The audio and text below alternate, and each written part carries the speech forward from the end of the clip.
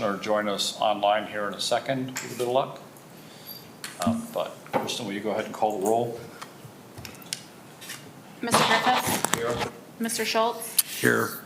Mr. Whaley? Here. Mr. Meinzer? Here. Ms. Yandel? Ms. DeFreitas? Mr. Truca?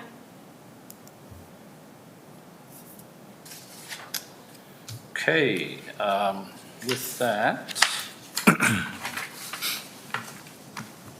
are there any questions or comments from commissioners on the minutes? Okay, hearing none, can I have a motion to approve the minutes? So moved. Second. Second. All those in favor? Say aye. Aye. Aye. Okay, minutes are approved from our previous meeting of May 18th. Let's see, we have 3 applications today, and a couple of administrative approvals, and then I think some other business, so we'll move there. We all have this on our screens up here, so if these other screens aren't working, we can probably live with that. I'm assuming applicants can all see that one. I believe that is what they'll see online, since you're seeing it. I'm just gonna drop that down.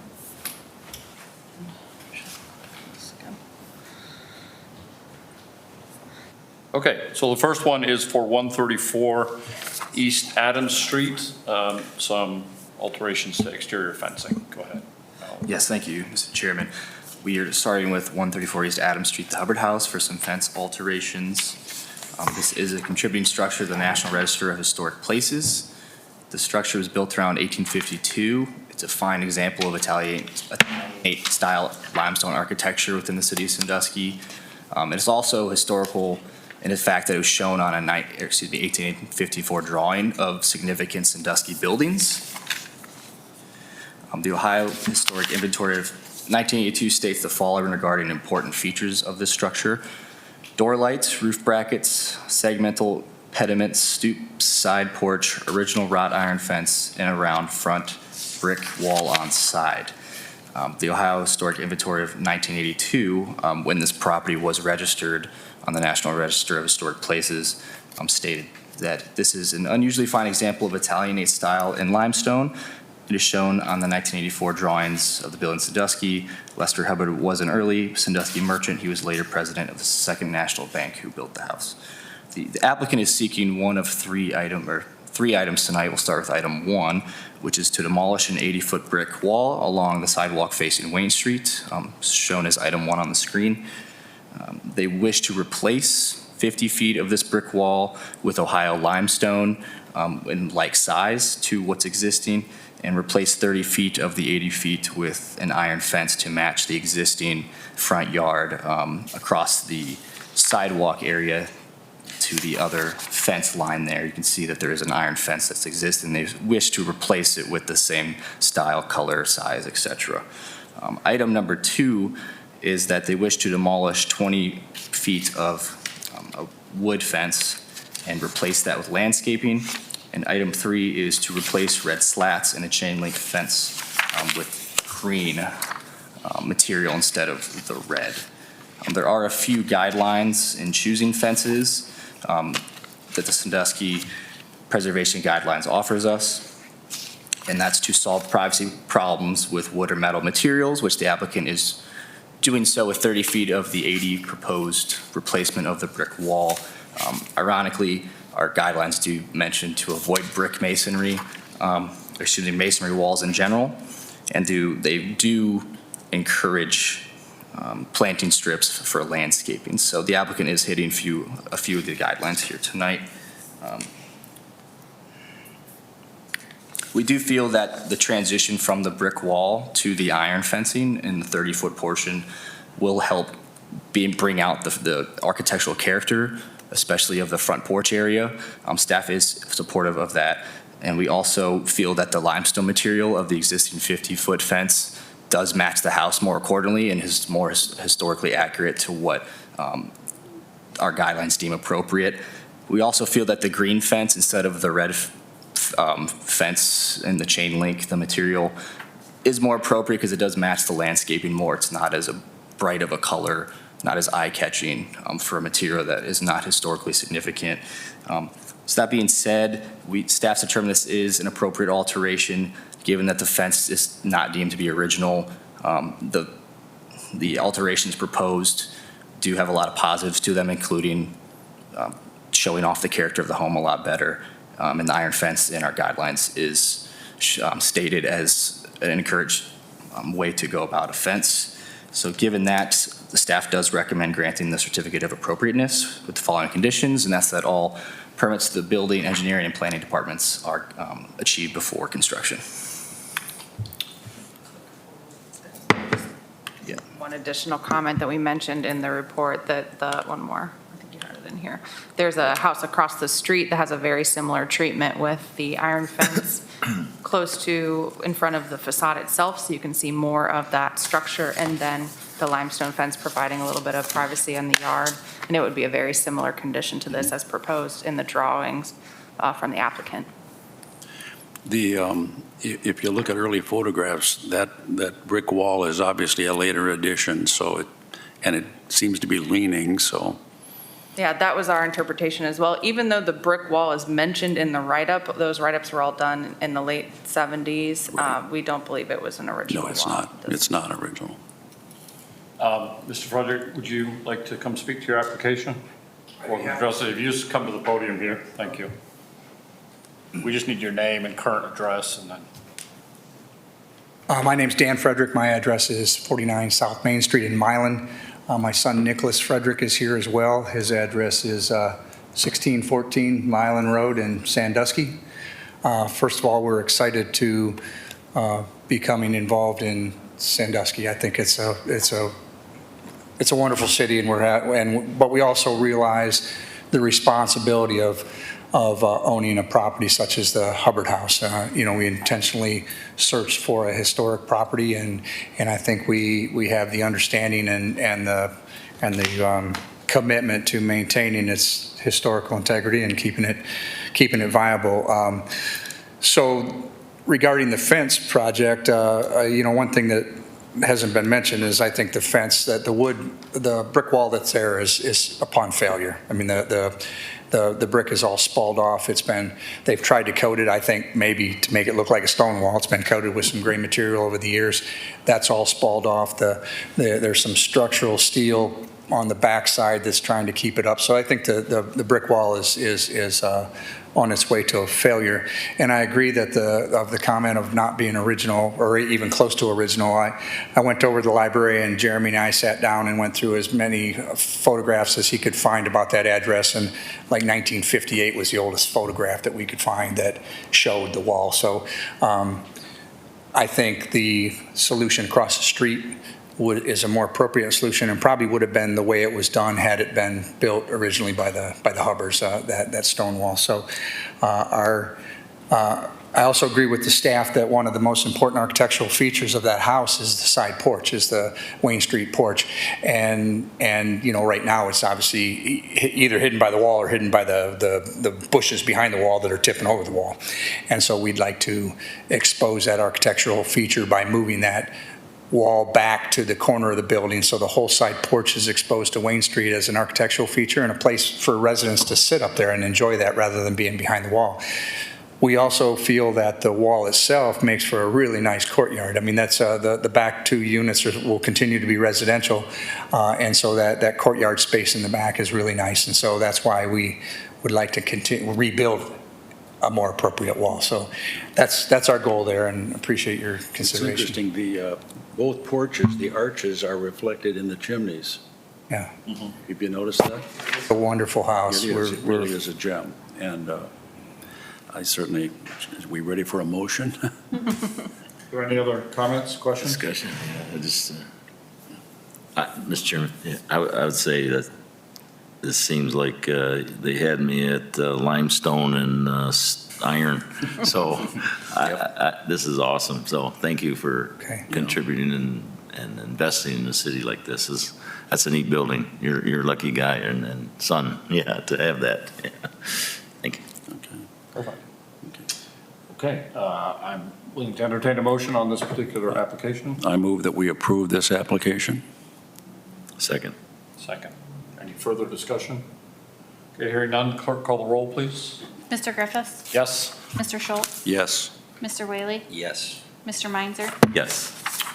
Thank you, Dan, and your son, and if your works on that building is anything like it has been in the buildings you've maintained and kept up in Milan over the years, so I'm excited to see it. So, thank you. Thank you, Chairman.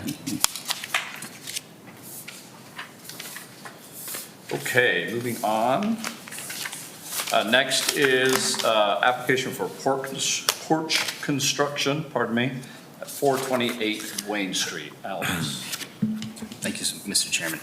This is for the Augustus Moss House for a back porch construction.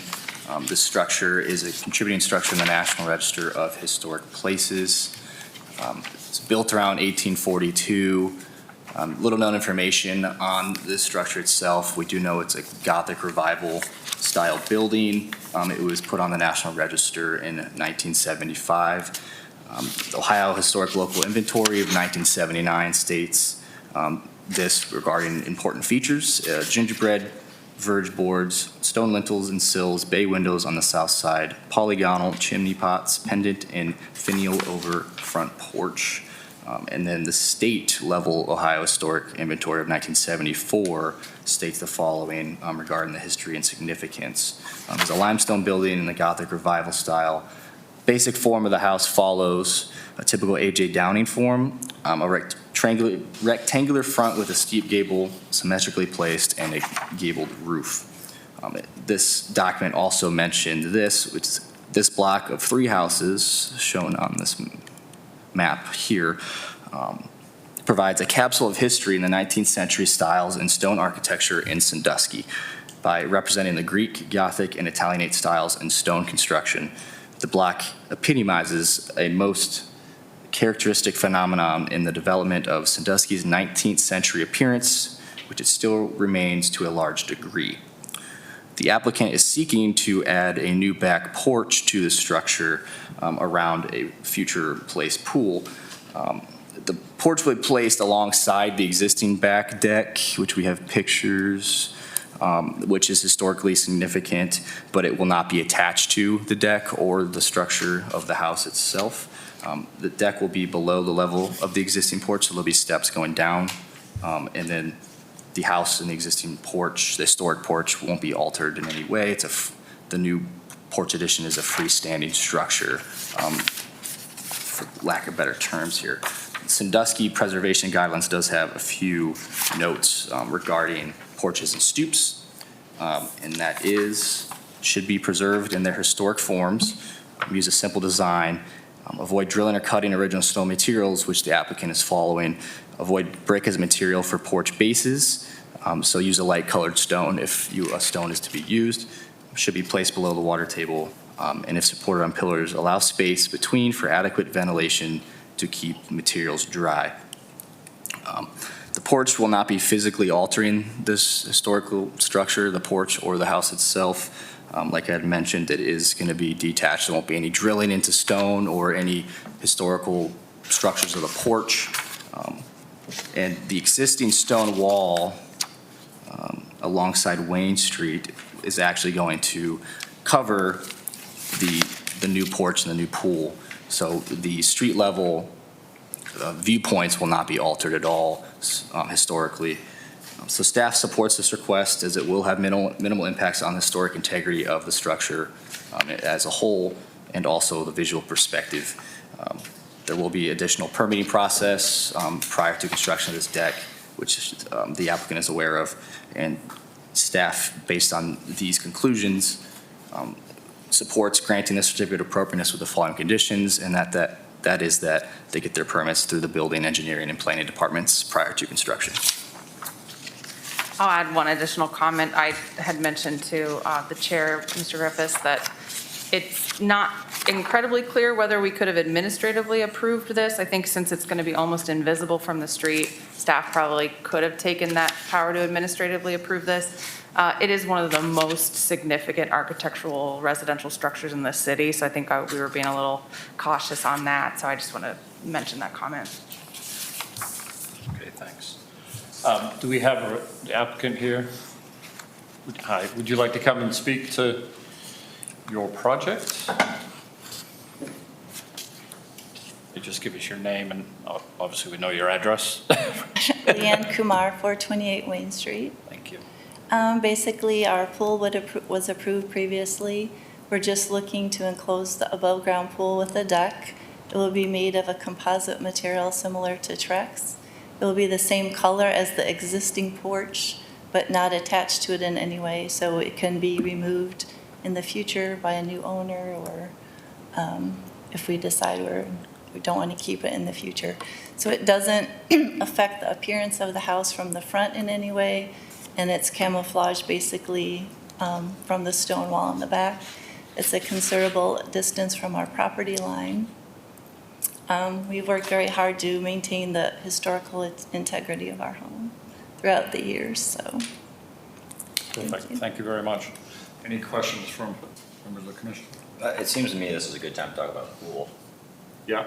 Yeah, today. Yeah. Can we come over? You wish you had built last week. I think as long as zoning is approved, that would be the only hurdle that Yeah, I think you've been this is the through way the to zoning do thing, it. so yeah. This is a good example too, because Yes. it's not, you can't see it from the street, it's not, affecting the existing structure. This is probably if it was any other house, I would imagine staff probably could have just approved it. And it's owner occupied, right? Is it? Yes. Yeah. Nice. Okay, hearing that, can I have a motion? A motion. Okay. Motion to No, Approve. Approve the second. second. Any further discussion? Okay, Kristen, will you call the roll, please? Mr. Griffiths, Yes? Mr. Schultz. Yes. Mr. Whaley, Yes. Mr. Meinzer. Yes. Great, congratulations, and Thank you very much, I appreciate it. thank you. Okay, next we have an application from 414 Wayne Street regarding alterations to the chimney, and it's my understanding this has been modified from the version we have here. That's correct. Okay. To some degree, staff is still going to give a brief summary of our report, and then we feel as if the applicant is here and like to speak on the changes, that they should have the opportunity. So this is the J.L. Moss house at 414 Wayne. This is a chimney alteration, which has since been altered, but still, the application's been altered, but the chimney's still going to be altered. Sorry, that's kind of confusing. So the location, this is a contributing structure in the National Register of Historic Places. It was built around 1872. Unfortunately, like a lot of this block, there's a little known information on the historic aspect of these structures. This is the Victorian Italianate limestone style building of the three that I mentioned previously on this block, all three being historically significant. The local Ohio Historic Inventory of 1979 states the following regarding important features: cornice, roof brackets, molded stone window hoods, pillared portico, stone water table, cut stone pedal shaped at front, brass doorbell to follow shape of bell, carriage drive through on side with polygonal roof with finial. The State of Ohio Historic Inventory of 1979 states the following regarding the history and significance of this property. The middle house, which is this property here, of limestone, is in the high Victorian Italianate style. And like previously stated, this block is historic significance. You see here representing Greek, Gothic, and Italianate styles in stone construction, and epitomizes the most characteristic phenomenon in the development of Sandusky's 19th century appearance, which still remains to a large degree today. The chimneys in these reports were never mentioned as important historic features, although from a street perspective or from a characteristics perspective, it's argued that they are. So the applicant originally seeked to remove all four chimneys, which has been altered. They wished now to cap them, which I will touch on later on in this presentation. Multiple attempts had been made previously to stop water from protruding these chimneys and causing damage inside the structure. The applicant came to us looking for a way to resolve this. Their first approach to this process was to remove all four chimneys. Staff had originally been more leaning towards saving the Wayne Street facing, or the most seen prominent chimney on Wayne Street, which I will go to. Saving that is the most important if there were to be a hierarchy of historical importance of these chimneys, given the fact that it's seen from the streetscape removed, which through a process through the National Register, that's what they'd recommended you do, is you find the important features that you can see, and you make a proposal based on that. So we felt as staff that that approach would be significant if that were to be the case. Now, the applicant has came back. They were willing to cap the chimneys because we don't know as a staff as of yet, but there were evidence that chimneys had been removed based on historic photos, and this photo in front of you from the inside, the applicant had sent us that chimneys were removed and a roof put over top of them. So there is evidence that some historic chimneys had been removed already. The most recent photo of historical significance shown a symmetrical chimney across. Instead of the south, it'd be on the north part of the roof of the structure here. So staff saw that as, this chimney may not be original as far as material goes, but the placement in comparison to other houses on this block, like the Follett house, there were probably symmetrical chimneys. So therefore, the chimney at the southwest corner of the structure would be most prominent. Now, that being said, there were some alterations that the applicant had given us today that we'd like to follow up on before staff recommendations given. The one thing is, if you look at early 19th century pictures of the building, the chimneys were exactly like the chimneys on 428 on the Kumar House. Exactly. And so the one thing you can count on, the chimneys, at least, I'm not sure about number 4, but the rest of the chimneys have nothing to do with the appearance of the house when it was originally built. And that's one of the reasons why we wanted to present kind of the arc of the whole story, because we, especially Alec, did a lot of research to kind of figure out what was original on this structure. And then when the applicant was doing research, obviously they were in the attic finding evidence of old chimneys that had since been removed. So we had a significant back and forth, and we want to thank that applicant for working with us to really uncover. Again, this is another, and I don't know if all these neighbors had a party one day and decided they were going to apply for this one meeting. Yeah, I know. It's again one of the most iconic limestone pieces of architecture in the city. So we wanted to do our due diligence on that. Ultimately, and Mr. Schultz just said this too, that we think originally it had 2 chimneys that you could see from the front. They were completely symmetrical, just like the Follett house. At one point, they took away the one to the north and they rebuilt the one to the south, which was proposed for demo. We had given you a couple options in the packet of maybe they could remove it and then reconstruct some false ones for the character, or let them remove it because it's going to hurt the architecture and it's not original, or preserve them all. And then this morning they had emailed and said they'd like to reconsider and just actually cap them instead. And so we were hoping that they would kind of elaborate a little bit more on what that would look like and what that kind of what that would entail, because that's their new proposal, is to cap them instead. Okay, I guess with that in mind, with the applicant, or I guess are you representing them? Yes. Okay. Evening. My name is Mike Whitty. I'm an architect and a contractor. I've been involved in that project since about 2015. Okay. Some of there, I guess you want to know where I'm from too. Amherst, Ohio, 8050 Levitt Road. Looking at their records, in 2013, they replaced the roof because they were having leaking issues. And then there's quite a history of continuing leaks. Eventually, they identified them as being around the chimney areas. So multiple things were done. We added saddles behind the chimneys because they didn't have them on some of them. Replaced some of the flashings. They had some tuck pointing work done before we had worked on them. We got up on the top of the chimneys and could observe that there was no flue liners. The most prominent chimney that you're talking about, that one looks like it had been rebuilt from the roof up. So there was a flue liner from the roof or from the roof to the top. But below that, there's not, and you can look down and see the brick protruding.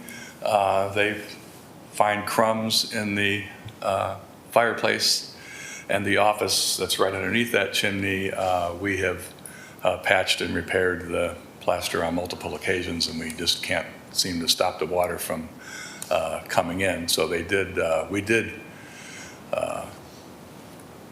one of the flues we believed was, well, from the fireplace, we capped it, not totally. We put a baffle to keep the rain from blowing in, but allow it to ventilate so that if there was any ventilation attached to it, that it could still function. They have since, as part of our recommendation, converted all of the furnaces to high efficiency so that those flues would not be functional anymore, and converted the water heaters to electric. And because we had observed that there had been chimneys removed in the past, we assumed that that was a technique that would be viable, and they were looking, say, after almost a decade of trying to make this problem go away, they figured if there was no chimney, there'd be no chimney leak. So after learning what your position of trying to maintain the character of the building, we felt that the owner felt that they'd be comfortable with, if we could cap the top, we feel like we'd have a chance of, we believe that's where most of the infiltration is coming through that, and perhaps add another, supposedly it had been waterproofed, with a breathable membrane in the past, but we'd probably try that again. And, but the chimneys are, from a functional standpoint, are in very bad condition, but they have been tuck pointed and reworked. So 3 out of the 4 actually are probably acceptable from or salvageable from a weather standpoint. There's one that's a little more questionable. I think it's number 3. Which one is that, number 3? That's the one that's in the middle of the, I think, yeah. That actually has some brick missing on the inside in the attic. So it's deteriorated quite bad. And I don't know all of the vintages. It appears from my observation that there's probably 3. There was the original structure, and then an addition to the east, and then another addition to the east. So, and all these chimneys appear to have served fireplaces on both levels of the building. Those fireplaces, of course, are not being used anymore because of the condition of the. They know that the condition of the flue is bad. So that's basically, we'd like to assist in maintaining whatever character those architectural features have, even though they're not original necessarily, and so, but trying to figure out how we can keep the water out, and without tearing them off and rebuilding them. And again, at this point, there's no functional reason to have them, so it's strictly an architectural element to whatever degree that is. So from a metal standpoint, really, I'm just trying to feel out what you guys would like to see. We would prefer to cap the entire top, instead of just capping each individual flue. Seal it solid. Right, all the way Yep. across the top. We'd probably plug them so that there's more than just metal to have condensation on and so forth. Originally, when we were going to take them down, we were going to cap the top of them with concrete to make sure that there'd be no issues with anybody trying to start a fire and have it go anywhere. Yeah. So basically, visually, there would be just, whatever edge that we would need to turn down the face to be considered proper flashing technique.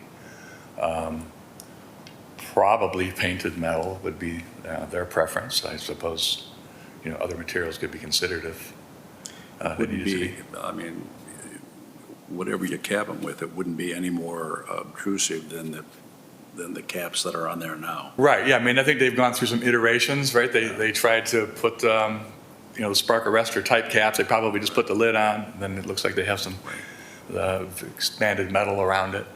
And so that's, again, we're just trying to stop the water from coming in because Because it's, we keep patching we think we have it solved, right? We do another step, we replace flashing, et cetera, then we paint the wall, then we come back and the walls, paint's peeling again, so, anyhow. Mr. Meiser, with your background, can you just speak to the potential issues I had a little trouble hearing, but capping? from what I understand, so the roof has been properly step flashed into the chimney and cut into the mortar, and it's been tuck pointed, so the moisture is getting in through the top of the chimney going down? My sense is that it's getting in basically through the flues. Okay. The flues are large enough that we're close enough Well, to the lake. I mean, to me, that would make sense, is just like a small concrete cap, or like form it up and pour something on top, or, something. Oh, we or could, something tile. there's actually concrete up there now. That's what's on the top of the. Or the whole top of the flue? Well, no, but Oh. the upper section of the chimney appears to be concrete. Oh, okay. But the flues still protrude through it. Okay, yeah, I would think just. And, I would say just the character of the building, I wouldn't remove the ones from the street view. The rest of them, like especially the structural integrity of the ones behind in the back, I would take that all out. I mean, if that's what the option is, but that's just my input. I'd like to see this chimney stay tuck pointed, properly flashed, and then some sort of. Yeah, and all those You things see have a lot of chimneys with a little concrete cap on top or a stone cap, and nobody would know if it was solid. Right. From the Well, ground. I mean, and we could do that technique. We were just looking for something that would be considered Fast. and more waterproof. I mean, concrete is questionable. If it cracks or whatever, then moisture can still get in. If it's metal, we feel pretty comfortable that. But I don't know that we would be opposed to to doing it that way, if that gives you a more visually acceptable edge. Because we'd probably be doing some concrete work up there anyhow, just to plug them. So, I mean, if we just. So if the metal cap, it's pretty much going to look the same. It's going to be slightly shorter. Nobody's going to notice. Like, that's really the only difference. However you, Yeah, I mean, they're pretty high up in the air, so Yeah, so visually, nobody's gonna go visually, I don't it's think it's. a foot lower, yeah. It's just a matter of if there's more acceptable way to accomplish it. Water integrity is what we're Yeah. trying to achieve. I would just comment on first is on so first of all, thank you for coming back, I think, with an idea that maybe would be more acceptable to this commission than just tearing the chimneys out. Certainly, that's something I wouldn't necessarily be in favor of personally, given while they may not be original, they certainly do contribute to the architectural overall look of the building and matching the buildings on either side of it, particularly with the two at the front. I would push back a little bit on the idea that only the front one can be seen from the streetscape. Actually, if you stand in front of the Follett House, you can see chimney number 3, I believe it is, or 2, sorry, and you can see chimney 4 as you're walking up the street from Wayne Street, from the south to north. I happen to live further down Wayne Street, so I walk there pretty frequently, and those chimneys are visible and remain, part of the building from those angles, if you like. But certainly, I would be in favor of, really whatever you feel is appropriate in terms of capping those chimneys in a way that is visually acceptable. What I'd suggest maybe you do is get back with staff and just kind of come back with a final plan of, hey, here's how we're going to do it. And provided that it doesn't, there isn't anything unusual in there, they would be able to approve that administratively at that time. What I would say in the long term, speaking personally again, if you continue to have problems with these, one solution is to pull them off, fix the roof, and then reconstruct something on top that would just be a fake, like a dummy chimney, but would retain the architectural. Yeah, and that's been discussed. Okay. There's issues with all those things too. Sure. If we want it to be masonry, it's heavy, so it probably needs to sit on whatever's there, and then it's penetrating the roof. And those are options. They just would, they would rather not get into that degree of. Understood. They've actually gone through quite a bit of expense to this point because whenever you stutter, step, and chase, it ends up being expensive. Yes. As someone who owns a house that was built in 1920, I feel they're feel their sympathy. Okay, any further discussion on this one? Alex and Aaron, I'm just checking, we don't really have, at this point, I think, anything to vote on necessarily. I would look for, I'd love a motion or direction, even if you don't want to do a motion, of if you want them to keep them all, or if you're giving them approval to remove any, or if you want to see them all capped. And thank you for the correction. We did not walk it, we drove it, so we were going much faster than a pedestrian to see what was visible from the street. So if you'd like to see all of them remain, but you're okay with them being capped, I just would love to see some consensus on that. Personally, I'd like to see them all remain for the time being, certainly, and have them all capped and see if we can find a remediation that works by sealing them. So. If that's the case, and you're comfortable making a motion to permit them to cap it with metal, painted metal, or is it aluminum metal or concrete? So You could give them that specific direction. I would say we let the architect and staff work out the best solution there. I think if they're just capping the chimneys, you could administratively approve the method for that. Okay. And report back to us, and so let's have maybe a motion. Mr. Chairman, I make a motion that we let the staff determine the level of certificate of appropriateness with the building department involved, because I look at the jacks and then one chimney, like, makes me a little nervous. It might be a hazard, like a structural collapse hazard. So I think that with you looking at the historic integrity of the building and capping it in some way, I think that keeping the chimneys, I think we should keep the chimneys, as many as we can. If there's an issue with building construction, please get a city engineer or a building official involved. And then I think, is everybody comfortable?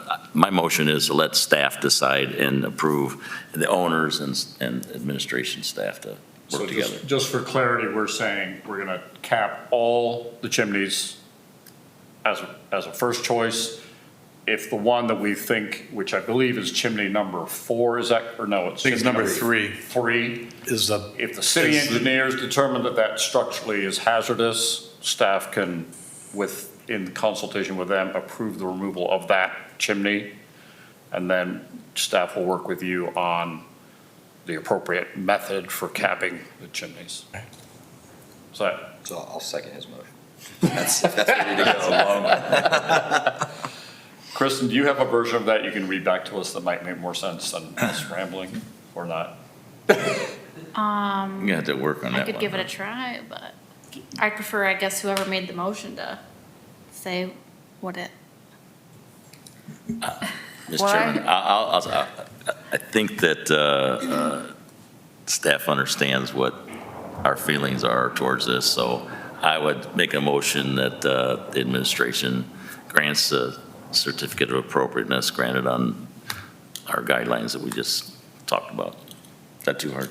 My understanding is to keep all chimneys if possible, but if the architect and the building department find chimney number 3 to be structurally unsound, that one can be removed. Yes. Correct. And then find a solution to cap the chimneys that's appropriate to the historical nature of the building, but also achieves the goal of making them watertight. Yes, understood. Is chimney number 3, is that Kristen? roof flat? So potentially that's probably a real problem. I mean, something coming out of a flat roof is where the water is going to sit. Yeah, but it's well, that's flashed as appropriately as it can be flashed, but my concern is actually the brick below the roof, that it is, some are falling out, and that's what's holding what's above it, and usually gravity wins. That looks like a. Do we have a second on that? Second. Second, okay. Is there any further discussion? in this case? Okay. So, hearing none, and believing we've reached a consensus on what our motion is, Kristen, will you call the roll? Mr. Griffiths? Yes. Mr. Schultz? Yes. Mr. Whaley? Yes. Mr. Meinzer? Yes. Cool. Mr. Weiss, thank you very much. I would say, this is an ongoing process of consultation, so if either you or staff feel like you need to bring something back in front of us, having made some investigations, don't feel shy. Well, I know they're just anxious to get it done, so we'll work Yeah. with the staff to come up with a acceptable capping solution and try to make it go away. Thank you. Thank you. Follow up with you immediately in the morning. Thank you. Okay. So now we have item 4, we have a couple of administrative approvals. First one is 103 West Market Street. Thank you, Mr. Chairman. The applicant for this one proposed to replace, let me get to the picture. First off, this is a non-contributing structure in the downtown Sandusky Commercial Historic District. The applicant proposed to replace the existing signage square footage of what was once, looks like Ohioans Home Healthcare. So that was approved, and they did get a permit as well as this certificate of appropriateness before this meeting. Staff did review for sizes and heights and all that, as long as it met our zoning code. It did, so that was obtained. Staff also saw it as a good quality design with simple graphics, simple messages. The shape is appropriate. It was once the same exact shape, so staff made an easy decision that it is appropriate. The colors are not fluorescent and meet our guidelines, and because of that, we did approve this on May 27th of 2022. Okay. And then, moving on, there's another administrative approval, 189 East Market Street. This is for where O Supplies is currently. This is also a non-contributing structure in the downtown Sandusky Historic District. Excuse me one second.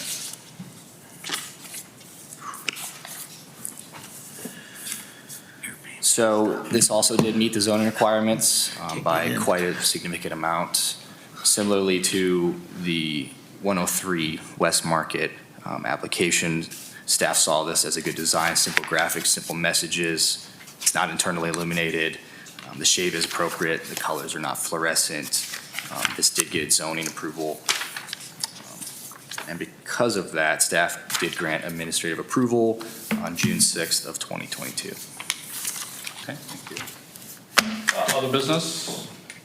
I do have one item for other business. Okay. So the owners of 161 Wayne Street, which is currently an empty lot on a parcel of owners of the adjacent businesses or the adjacent building as well, are proposing, or they're working on, they're not fully proposing at this time, but they're working on a food truck lot. They're calling the lot.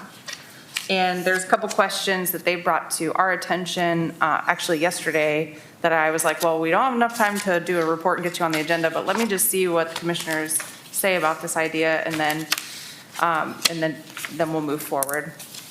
So they are looking, here's where this is located. It's on Wayne Street. It's across from the city parking lot, behind the O Supplies building that Alec just presented about. And I just took the whole image and turned you another way. So now Wayne Street's at the bottom and Subway would be below that. And the building, so Market Street would be going up and down on this slide. So what they are looking at are a number of food truck spaces and vendor spaces and a small performance area, seating area, and they're doing what I'm calling like a mobile fence enclosure. On the picture, it's lining the bottom of the lot. So there's like 6 mobile fence landscaping features they're going to use to kind of frame up this space. So those won't be permanent. Just so you know, their vision is up on the left, so it's a wood frame structure. I'm not sure if they're doing the galvanized steel.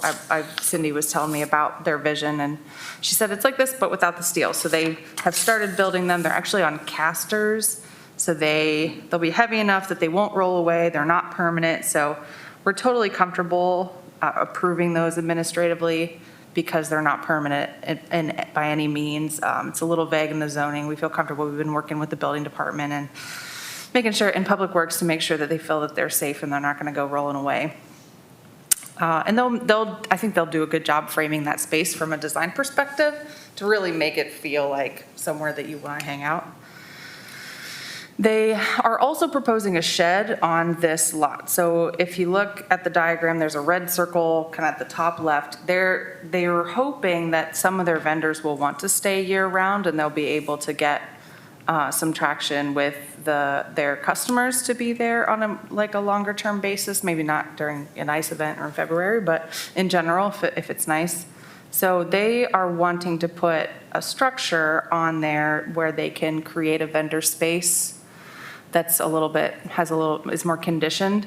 And so they sent me this kind of Menards packet of this Glenwood structure.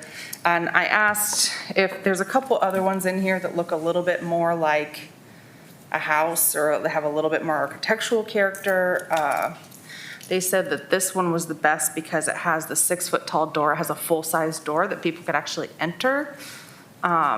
They said that the garage door would be facing inward on the lot, so you wouldn't be able to see it. And then she followed up later and said that they could customize it so it didn't have a garage door at all. It just looked like a little house.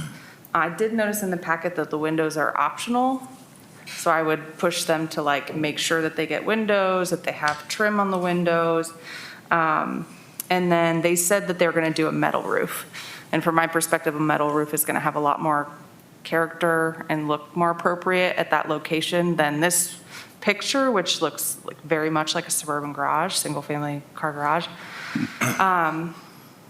What other point that I want to say? I don't know if they can choose their color. I was going to call Menards and then I ran out of time. So it seems like the color should be totally customizable on this too, so we could probably give them direction on color. So I guess what I'm looking from you, they're looking to move on this project. Do you want to see a full proposal from them in July if they're ready by that time? And if so, that's fine, or August, or whenever they're ready. Do you want to give us staff approval to refine this a little bit? And if that's the case, just so you know, I would direct them to definitely do the metal roof. I think like a charcoal gray with white trim probably would be more appropriate, or more. I guess I have a question. I don't know, Why is a parking lot a landmark?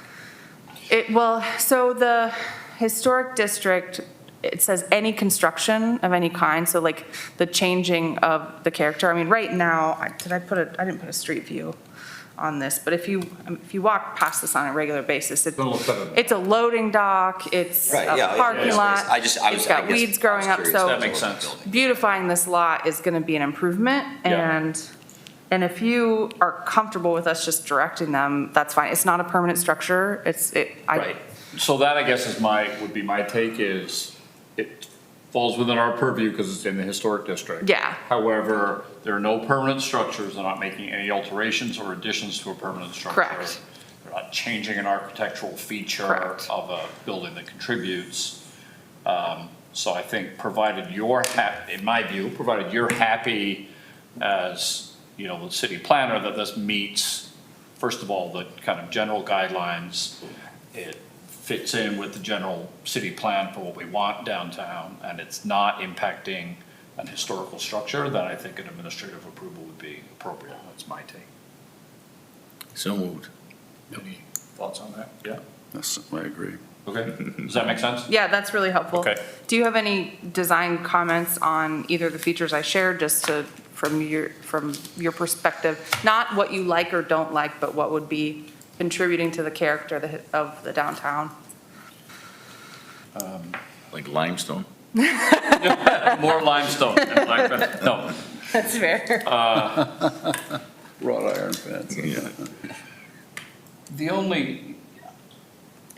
I guess my only view would be that the more you get into these kinds of sheds, the more they look like permanent structures. The more you're talking about food trucks, the more they look like something that could roll away at any moment, whether it's been there 5 minutes or 5 years. So having just seen some interesting TV shows about places like Portland, where they do have a big food truck culture, food truck gardens like this. First of all, I'm all in favor as someone who likes to eat. And secondly, I would, I guess the question I would go back to the owner here is having a building like this, which doesn't have a ton of insulation or heating in it, gonna make a big difference when it comes to your customers as compared to having a food truck window? Like, there's no dining space in I here. think you should probably have a demonstration of how it can be moved, That would be, yeah. like, so that it's, How mobile is it? why is it mobile? Like, Yeah, need that information. you know, it may just be a question of sliding some skids underneath it and hauling it Maybe. away with a truck, but I guess that would be my only comment. Others? No, I agree. I mean, that's the only thing I find, Yeah. the rest of it looks Just nice. don't want a shed that's falling apart and not going anywhere or situation. Yeah, exactly. Okay, That's helpful, thank you. cool, thank you. Motion to adjourn? So moved. So moved. We are adjourned. Thank you very much. Good job, Al. Go sweat some more. Good. Go sweat some more. Yeah, no, good. No, I'm done.